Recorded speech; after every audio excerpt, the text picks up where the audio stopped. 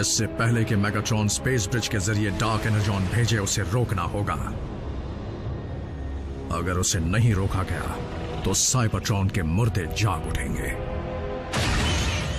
उसके वॉर्टेक्स से निकलकर पृथ्वी पर हमला करेंगे और मेगाट्रॉन के इशारों पर चलते हुए इंसानों की न जाने क्या हालत करेंगे।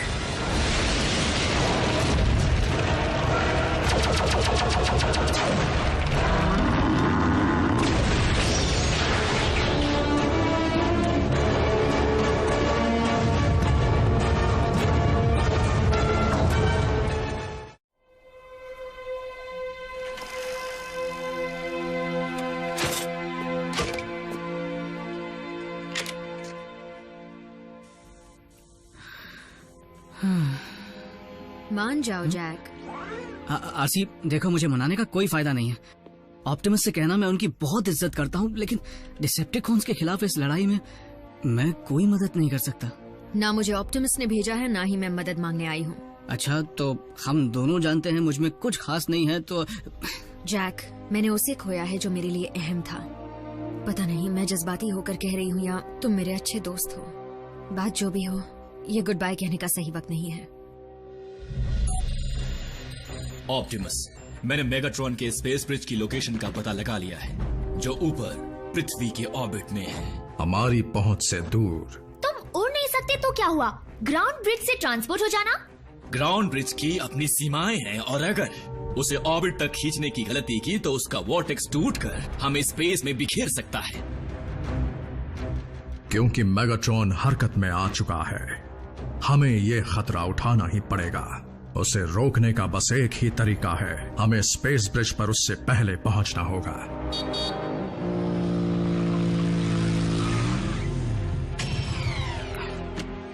हे, देखो मैं आ गया। ऑटोबॉट्स, चलने की तैयारी करो। पर जाना कहाँ है? अर्थ के ऑर्बिट में। यानी स्पेस? पर इनके पास तो वहाँ जाने का कोई तरीका नहीं है ना? सही कहा, नहीं है। तो फिर मिलेंगे।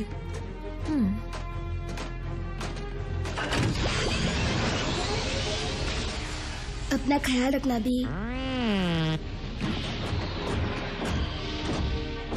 मैं क्यों नहीं चल सकती? इस बार मेरे पीछे आने की गलती मत करना। ऑप्टिमस, अगर तुमने मुझे इस प्लेनेट पर इंसानों की टीम के साथ अकेला छोड़ दिया तो मैं तुम्हें माफ नहीं करूंगा। उम्मीद है ऐसा नहीं होगा। Autobots, roll out.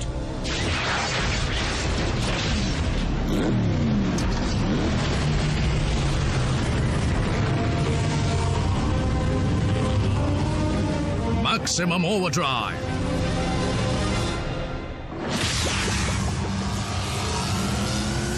Autobots, transform. Gravity बदल लो।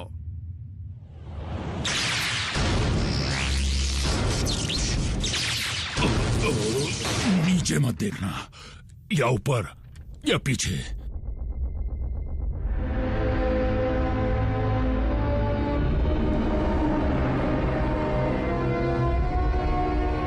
मेगाट्रॉन के पास इतना डार्क एनर्जॉन है जिससे वो साइबरट्रॉन के मुर्दों को जिंदा कर सके।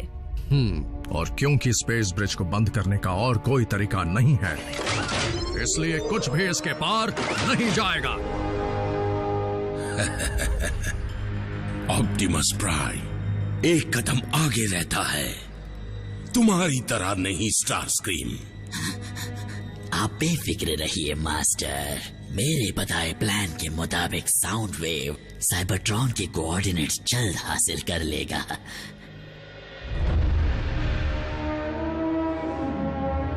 वेल, ये लोग कुछ कर क्यों नहीं रहे?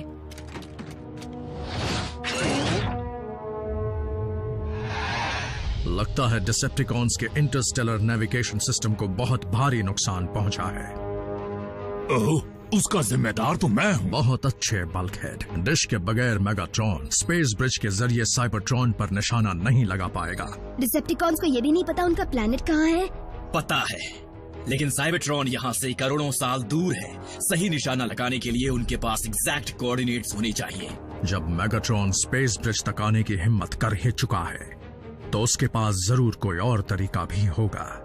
उसका पता लगा, जहां तक पृथ्वी की टेक्नोलॉजी का सवाल है, यहाँ ऐसा एक भी रेडियो टेलीस्कोप डिश नहीं है जिसमें इतनी ताकत हो कि वो साइबरट्रॉन को छू भी सके। लेकिन बहुत सारे लिंक्ड रेडियो टेलीस्कोप डिशेस तो कर पाएंगे, जैसे डिशेस टेक्सास में है। हर वक्त पक पक पक पक पक, ये कोई बच्चों का खेल नहीं है।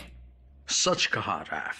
रैचेट, एजेंट फाउलर से कहो कि वहां की सिक्योरिटी को जल्दी अलर्ट कर दे। सुनो सोल्जर, तुमने ड्यूटी पर यूनिफॉर्म नहीं पहनी, जाओ पैंट पहन कर आओ। ये भी मुसीबत से कम नहीं।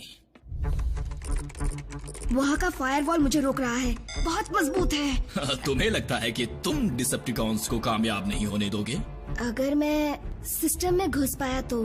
एक सेकंड रुको रुको रैफ, सिस्टम की जगह अगर हम सीधा तुम्हें अंदर ले जाएं, यानी बिल्डिंग के अंदर, तो उसके बाद तो मैं उनका इंटरनल नेटवर्क यूज कर पाऊंगा। इसमें बहुत खतरा है। हो सकता है कि डिसेप्टिकॉन्स वहां भी मौजूद हों। ऑप्टिमस, बुरा मत मानिएगा पर आप ही ने तो कहा था, अब बात सिर्फ हम 3 इंसानों की जान की नहीं है।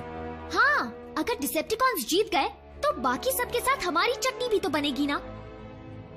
रैफ,